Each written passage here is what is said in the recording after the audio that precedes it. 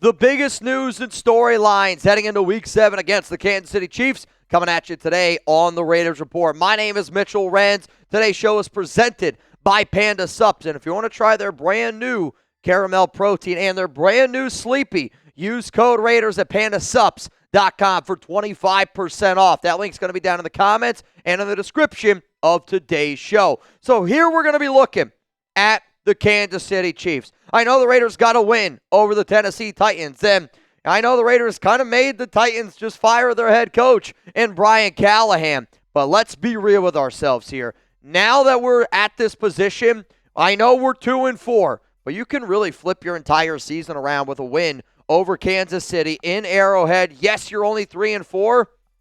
That also means the Chiefs got another loss, and that also means Kansas City is only 3-4. So the way that we're going to do this is we're going to go through the 5 biggest storylines. To me, the biggest storyline that I'm going to be looking for from a Raider standpoint is Geno Smith. This is the biggest game of his career. And I think that this might be one of the biggest games of Pete Carroll and Geno Smith's career. And I say that because it's against the Kansas City Chiefs. And that's really at the epitome of what Raider fans are looking for. Like, you know, the amount of times that we hear, oh, what about Aiden O'Connell? Oh, Aiden O'Connell beat Kansas City. Aiden O'Connell beat Patrick Mahomes. Aiden O'Connell beat Andy Reid on Christmas Day. I know this. A win for Geno Smith and the Raiders in Arrowhead against Kansas City, it silences a lot of the doubters. And it makes the people who maybe aren't 100% sold on Geno Smith go, well, you know what? If he can beat the Chiefs, maybe we should give him another opportunity, because your last 2 wins against Kansas City in Arrowhead came at the hands of Derek Carr on October 11th, 2020, and Aiden O'Connell on Christmas in 2023. But also for the Raiders, if Geno Smith can help lead this team and be a game manager, can ensure that he doesn't turn the football over, and can just prove that, again, the Raiders have been able to prove that you don't need your quarterback to play spectacular to beat Kansas City on the road. But the Raiders haven't won back-to-back games since December of 2023. If you're able to get a win in Arrowhead against Kansas City, I know Geno hasn't played well for 6 weeks, but really, you play one good game against Kansas City, and it's going to make a lot of people forget about those bad games you had going into the bye week. The momentum's going, which I think when you watch Geno, he's clearly up here still in his head. He's still clearly not 100% confident. A win against the Chiefs, a lot of confidence for Raider Nation, a lot of confidence for Geno Smith. But I mean this, every show that I put out this week, I don't want to have to tell y'all. I want y'all to just do it. Give me an FKC down below, because if you hate the Chiefs, subscribe to the Raiders Report. The amount of content that I'm going to be pumping out this week around FKC. I mean, imagine, they had 0 penalties against them. 0 penalties against them on Sunday Night Football. We know you're always going to play the refs. You know you're going to have to beat the officials and the Chiefs when you play at home. But I mean this. It's FKC week. I need the entire nation to show up. And if you believe that statement right there, hit that subscribe button. Let's go to the second storyline into this football game, and it's going to be the Raiders defense up against Mahomes, up against Kelsey, up against Andy Reid, and you know they're going to talk about Taylor Swift, right? Take a drink every time you see Taylor Swift on TV when you're watching the Raiders Report. But, let's say it like this. The Raiders defense has played well this season. You've had 2 stinker games. You had the Commanders game, which was a bad one, and you had the Indianapolis Colts game, which was a bad one. I started this show off by saying this is the most important game for Geno Smith. It's the most important game for Pete Carroll. The reason why that it's the most important game for Pete Carroll, Geno Smith, and this Raiders defense is, again, you're going up against the Kansas City Chiefs. You're going up against the defending AFC West champions, and your defense has done some good stuff this season. Total yards per game, 12th in the league. Rushing yards against. You've done some good stuff. And if the Raiders are going to win this game, it's going to be the same way that they won it the last time they played on Christmas. It wasn't because of Aiden O'Connell. It was because of your defense, and you need to win that turnover battle. Mahomes, 11 touchdowns, 2 interceptions. I think is playing some of the better football that you've seen over the past few years, and is really carrying that offense despite having some of the injuries that they've had on the offensive side of the football, no doubt about it. But Maxx Crosby, got to be able to get after, Kermit here. Thomas Booker, Lecky Fotu, Jonnu, Tyree Wilson, Malcolm Koonce. It's going to take an entire team effort to be able to get after Mahomes and to be able to rattle him, to make sure, though, there's not any roughing the passer penalties. But the ultimate test, and again, when you think about, and I know I'm going to say this a bunch, but it's every other team, and then there's the Chiefs. What you do against Kansas City is going to be magnified at a much greater area. And because it's the final week, before you're going in to that game, or before it's the final week, before you're going into your bye week, it's going to be magnified even more on top of that. So I want the Raiders defense to show up. I want this team to show up. But the problem was, the last time it was the biggest game of your season, you laid a stinker against the Indianapolis Colts. I don't want that happening again. And if you are fired up for frickin' Chiefs week, give me an FKC down below. Let's go to the storyline number 3 here in this football game, and it's going to be around Rashee Rice. It's also probably going to be around a potential suspension for JuJu Smith-Schuster. Now, Rice, he was suspended earlier on this season for 6 games. He's going to get to play in his very first game coming out, and he's going to be fired up. He's going to be excited. You also know that the Chiefs are going to use him a bunch. The Raiders, they need to be able to take away that intermediate underneath route, which is kind of where Rice really thrives, which definitely makes me nervous. If I'm the Raiders, I'm anticipating that you're going to put Eric Stokes on Rice. I'm hoping that you get to see a little bit more action here from Darien Porter, who did not play at all. Played in like 2 special teams plays. That's about it this past week. But the other thing, though, that I'm really going to be looking at for the Chiefs and their wide receiver room is at the end of that Sunday Night Football game, there was a fight between Brian Branch and Chiefs wide receiver JuJu Smith-Schuster. Now, if it was up to me, I wouldn't be surprised if there was a suspension for JuJu, for Branch, and for that skirmish at the end of this football game.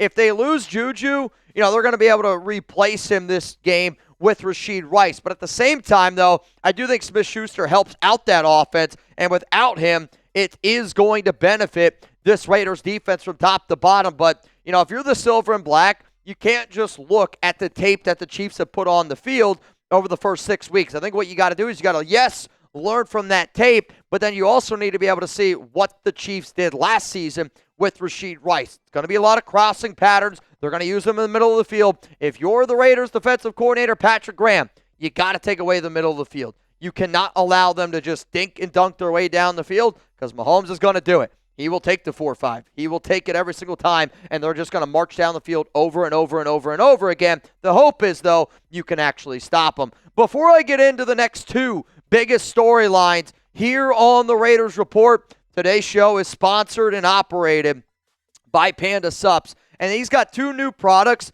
that I want to tell you all about. We got 3 new flavors for their brand new Sleepy. Smarter formula, deeper rest, and 3 fresh flavors: citrus mango, green apple, and mixed berry. The key benefits: fall asleep faster, stay asleep longer, promote relaxation and calm the mind at bedtime, improve sleep quality and restorative sleep, support mood balance and cognitive clarity, enhance daytime recovery and overall well-being. If you're wondering how to use it, you mix 1 scoop with 6 to 8 ounces of water 20 to 30 minutes before bed.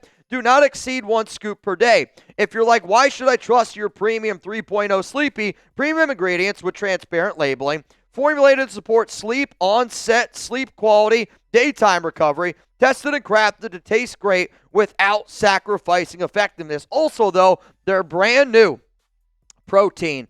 And when I was talking to the owner of Panda Sups about it, he's like, this might be my best one that I've ever made. The all-new Fuel Premium Protein Caramel Ice Cream Crunch with caramel cookie gem inclusions. This is a limited edition. Panda Fuel Caramel Ice Cream Crunch is a limited edition scoop of bliss in a shaker. Imagine vanilla lace with golden caramel swirls and packed with a crunchy Biscoff cookie gem.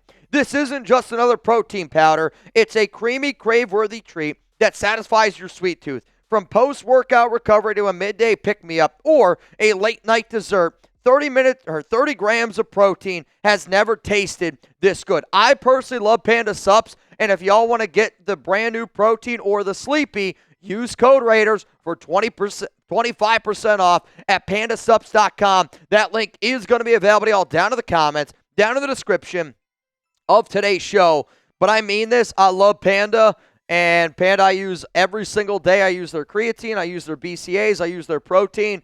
I have recently used their nootropics last night for that doubleheader on Sunday night. But I mean this. Awesome, awesome stuff from a Raiders fan. It's owned and operated. And if you want to support one of our own, pandasups.com, code Raiders. Let's go to the fourth storyline in this football game. And Brock Bowers is likely going to miss this game. The hope is that he's going to be able to return Week 9. We talked about this a little bit this week on the Raiders Report that it doesn't really look good for 89. I think that they're just trying to be cautious with him overall. He's still trying to heal from that knee injury. To be honest, like the way that the Raiders should have done is they should have just rested him Week 2, and he would be healthy right now going up against Kansas City. Because he hasn't been able to get healthy, the plan is and the hope is for him to be ready to go Week 9 up against the Jacksonville Jaguars. It was also reported by Tom Pelissero yesterday, which maybe you missed it because, we were live here for the Raiders game. My understanding is that it is unlikely Bowers plays next week against the Chiefs. Now, they'll give him a chance. They see how his knee is feeling, but they want to be smart with him. More likely, Bowers will be back after the Week 8 bye. The good news is you got Michael Mayer, and I think the encouraging news of what you saw in that Titans game is, yes, you want to have Bowers back, and you're hoping that the offense, when Bowers is 100% healthy, looks like the offense and the team that beat the New England Patriots, who right now look like one of the hottest teams in the NFL. But Mayer was able to fill in the shoes. 5 catches, 50 yards, a touchdown. They used him in the red zone. They used him on a 4th down and 1 play. They clearly trust him. But I do think the way that you beat Kansas City is being a physical football team and just kind of playing that brand of FU style football. I know the Lions failed at doing that yesterday, but at the same time, that's how the Raiders will beat the Chiefs. You're not going to beat Kansas City getting into a shootout. You're going to beat them playing good defense, relying on your running game. Yeah, it would be great to have Bowers, but luckily we still got Michael Mayer. I want to know, Chuggs wants to know, give me a yes, give me a no. Do you still believe Michael Mayer has tight end 1 potential? Yes, no, let me know down below. As much as I love Michael Mayer, tight end 1 potential in my mind means top 12 tight end in the NFL. I don't know if he's quite top 12 in the NFL, but I do think he's working his way to at least be in that consideration. Let's go to the 5th and final storyline on today's program, and it is, will the Raiders bench Kyu Blu Kelly and start rookie Darien Porter? I know we are 2-4, and the Raiders don't want to use the word rebuild yet, but I don't think that it's a rebuild decision to put Darien Porter in over Kyu Blu Kelly. Why? Kelly's been arguably the worst cornerback in the NFL. He's allowed the most receiving yards this season. I would imagine he's probably close to well over 400 receiving yards against him. He continues to get picked on. Teams are targeting him. He has no idea what he's supposed to do. And honestly, Porter, when played, I think he's actually looked halfway decent. He only had 2 special team snaps last week against the Titans, but in his 99 snaps this season, he's got a 69.2 overall PFF grade, a good job against the run, a good job against the pass, and in those 99 snaps, he's been targeted only 4 times, has given up 2 catches for 19 yards and 0 touchdowns allowed.